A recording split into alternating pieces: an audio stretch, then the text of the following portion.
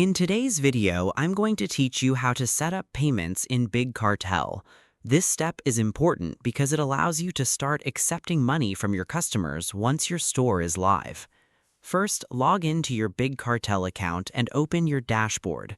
From there, go to the Settings section where all your store configuration options are located. Next, look for the Payments or Checkout section and click on it. This is where you choose how you want to get paid. Big Cartel usually connects with payment providers like PayPal or Stripe, depending on what is available in your region. Click on the payment option you want to use and follow the setup steps.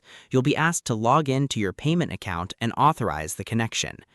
Once connected, make sure your payment details are correct, including your email address and account information.